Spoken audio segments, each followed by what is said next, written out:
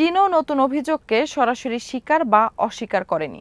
দেশটির পররাষ্ট্র মন্ত্রণালয়ের মুখপাত্র গুয়া জিয়াকুন বলেছেন, বর্তমানে চীন ভারত সীমান্ত পরিস্থিতি সামগ্রিকভাবে স্থিতিশীল।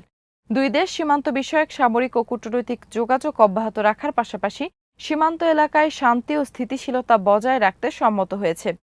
ভারত চীন সীমান্ত বিরোধ অবশ্য নতুন কোনো ঘটনা নয়। দুই দেশের মধ্যে প্রায় ৩,৪৮৮ কিলোমিটার দীর্ঘ সীমান্ত রয়েছে, কিন্তু এই সীমান্তের বড় অংশে সুনির্দিষ্ট সীমানা নিয়ে দুই দেশের মধ্যে মতৈক্য নেই। এর ফলে দুই দেশ নিজেদের দাবিকৃত সীমারেখার ভিন্ন অবস্থান থেকে টহল চালায় এবং প্রায়ই এক পক্ষের টহল অন্য পক্ষের দাবিকৃত এলাকায় ঢুকে পড়ে।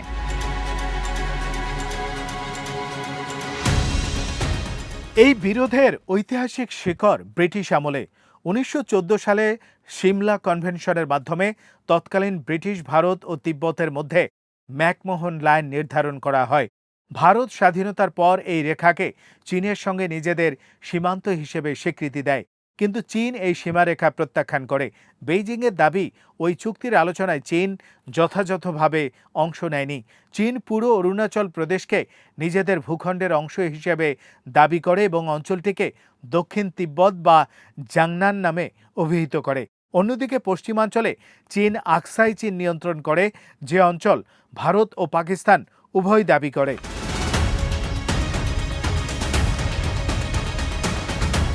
সীমান্ত বিরোধ সবচেয়ে ভয়াবহ রূপ নেয় ১৯৬২ সালের ভারত চীন যুদ্ধে।